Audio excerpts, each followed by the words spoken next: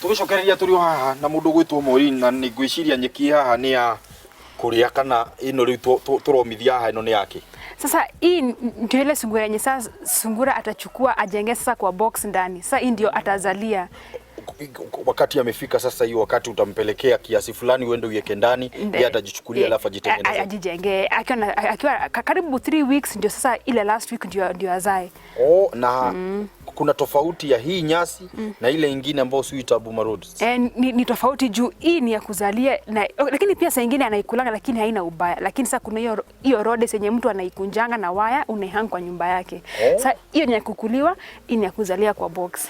Hizi chakula ya duka ambao tunasema tunaweza zipatia kulingana na kiwango tofauti. Tuseme ya kwamba kuna ile kiwango wakiwa wachanga, waende wakikuwa kubwa. Chakula ya duka utakapoenda kwa Agrovet ama kule utakwenda kununua, unaulizia rabbit pellets. Kama mimi tangu nianze 2015 nimekuwa nikinunua chakula za kawa, maana ikifika ni kwa crude protein, kwa crude fat, kwa crude fiber, vitamins na minerals, iko balanced diet. Maana sungura ukimnyima hizo essential vitamins na proteins hapo ndani, pia yeye akikua atakuwa sio sungura ako na nguvu na kitu kama hiyo. So ningeajwa kulima wengine kama ni chakula basi wakwenda na chakula inakaa hivyo. Bado kwa sungura and stuff hatujafikia hiyo kiwango ati whereby kuna chakula yao ya kila stage, lakini nilikuwa nikitakaje nikaanza fanikiwa kupata mtu mwenye ananisaidia to expand biashara. Ningetaka tuanze kujitengeneza chakula yetu whereby iko hizo stages kama ya kama ya kuku tu, lakini as we speak currently hizi kampuni zetu tuko nazo saa hii chakula tu ni moja tu ya all stages.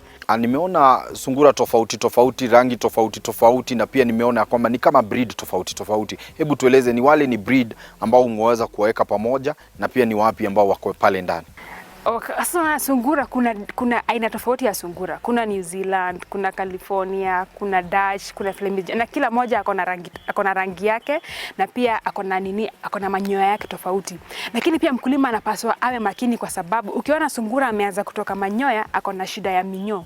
So unapaswa umpe dawa ya minyoo. Na haswa tutawezaje kuzuia inbreeding kwa sungura? Ile saa unapeleka huyu mwanamke kwa ndume, una make sure umeandika mahali kwa record that huyu sungura fulani mwanamke alienda kwa ndume fulani, ndio watoto wake utakuwa ukijua watoto wake walitoka kwa mama fulani na baba yao ni fulani. So utakuja kujua ile siku unapeleka watoto wake kwa sababu usiwapeleke kwa baba yao.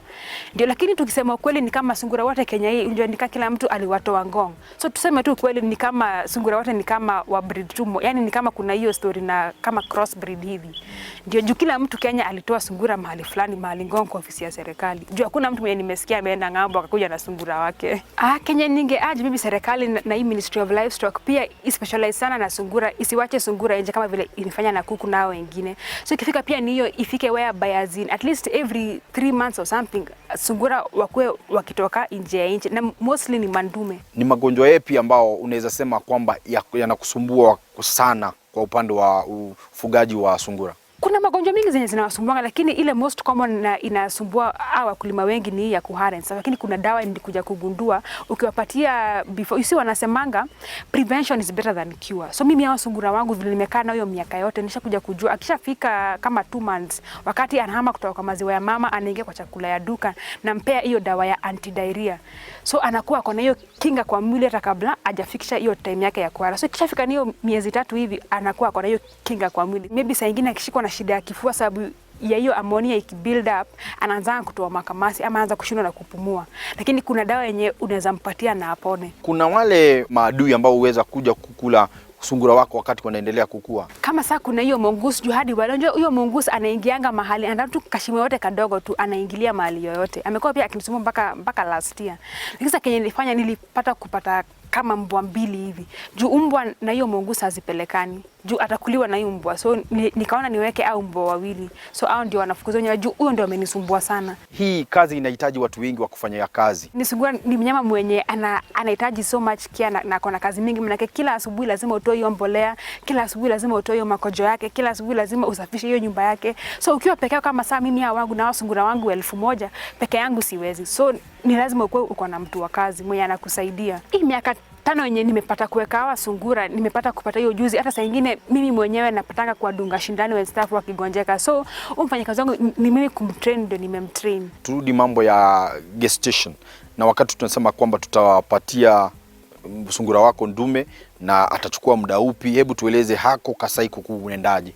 Unaona, sungura ukishapeleka kwa ndume inaitangwa gestation period kwa Kiingereza. Hiyo inamaanisha ile masiku yenye atachukua ndio akuzalie. So inakuanga ni just mwezi moja, 30 days.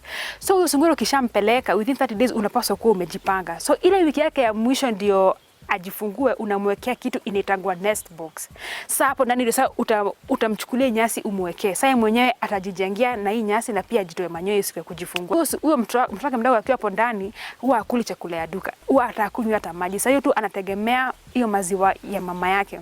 So akishafikisha siku 9 anafungua macho. Juu wakati alipozaliwa hakuwa amefungua macho.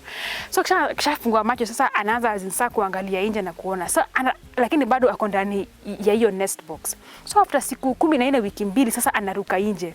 Lakini bado vile ameruka nje ni mama anatafuta. Lakini bado hakuli chakula ya duka na bado hakunywi maji. Lakini sasa pole pole after kama 16-17 days anaanza sasa kukula hiyo hay.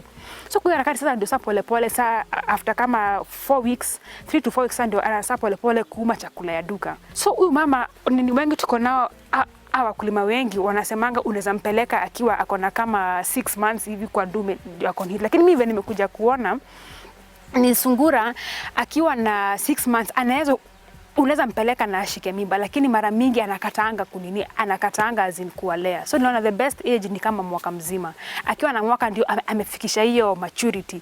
So ukimpeleka atakubali na atakuja na atazaa na atakubali kulea. Na anazaanga between sungura 8 na sungura 11.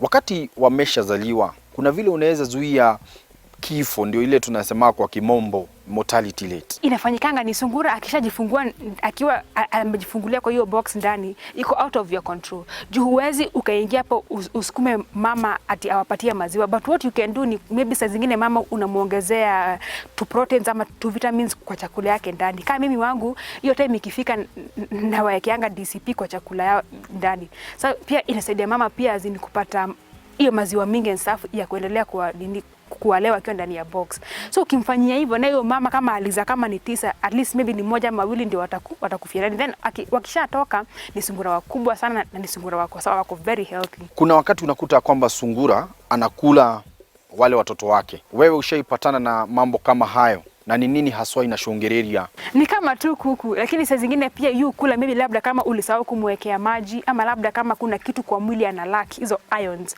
Na ndio maana nimekueleza unampatia hiyo DCP. Hiyo inasaidia kuboost hizo immunities that amelaka kwa mwili yake. Na hata sio bei kali, kilo moja tu ni 200. Soko iko namna gani? Soko haiwezi kosekana, maana hata mimi nilipohamia Nyeri, unajua niliamua kuingia kwa biashara ya nyai na watu wengi. So soko yake ni lazima utoke ujitafutie. So nilipokuja huku nilijaribu kueleza watu tujaribu hii nyama ni mzuri nini, lakini sasa mara ya kwanza walikuwa wanakataa. Lakini sasa vile nilianza kuwapatia kamoja mbili kama sample, kwanza hizi mikahawa ziko Nyeri, siku hizi wanaitisha, hata mimi mwenyewe nashangaa nitapeleka wapi ya kesho.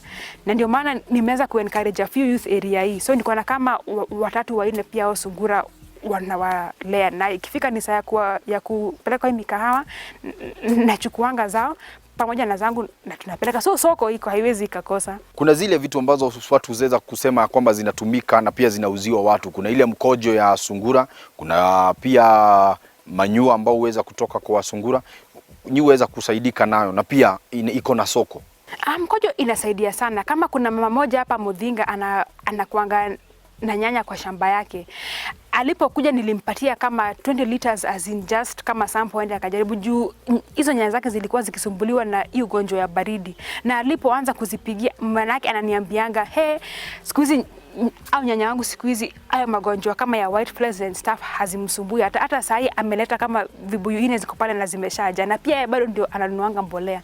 Na tangu aanze kuchukua wakulima wengine kunyari kila mtu sasa siku hizi anaitisha. So sasa soko ya hiyo makonjo pia iko juu na pia mbolea yake. Wewe uweza kuadvise mambo ya inbreeding na makosa ambao wanaweza kuwa wakifanya kufanya hiyo inbreeding? Hata kenye inakuanga ni tuseme mtu akaweza kuja kwangu na nimsomeshe. Mimi masomo yangu tu haishiangi hapa. Mimi utembea paka kwake, naangalia vile amejenga, nampatia ushauri, namwambia fanya hii fanya. Na bado mimi nikimtembelea akiwa na shida na nipigie kama wenye nakwambia umepata azini kuweka sungura hapa, mimi watembelea na wako tu sawa. Niko. Shikilia hapo. Niturashokere thutha kaida katarisho.